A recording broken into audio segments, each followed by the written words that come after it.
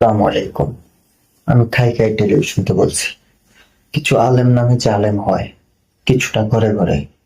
মানুষরে মানুষ মনে করে না, রোবট মনে করে। এই বাচ্চাটাকে এইভাবে মারা হয়েছে, ওর গায়ে কি একটু লাগে না? ওরে যদি এভাবে মারা হতো, সে কি সহ্য করতে পারতো?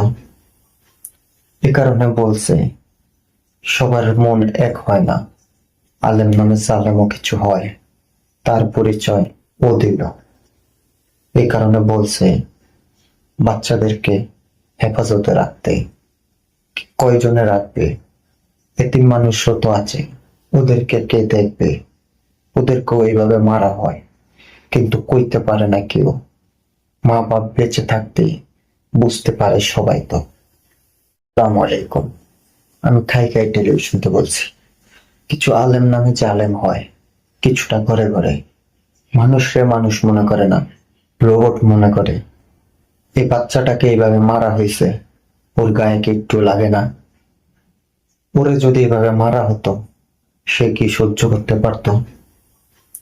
এ কারণে বলছে, সবার মন এক হয় না। আলেম নামে জালেমও কিছু হয়, তার পরিচয় ও দিল। এই কারণে বলছে, বাচ্চাদেরকে হেফাজতে রাখতে। কয়জনে রাখবে? এতিম মানুষও তো আছে, ওদেরকে কে দেখবে? ওদেরকেও এইভাবে মারা হয়, কিন্তু কইতে পারে না কেউ। মা বাপ বেঁচে থাকতেই বুঝতে পারে সবাই তো।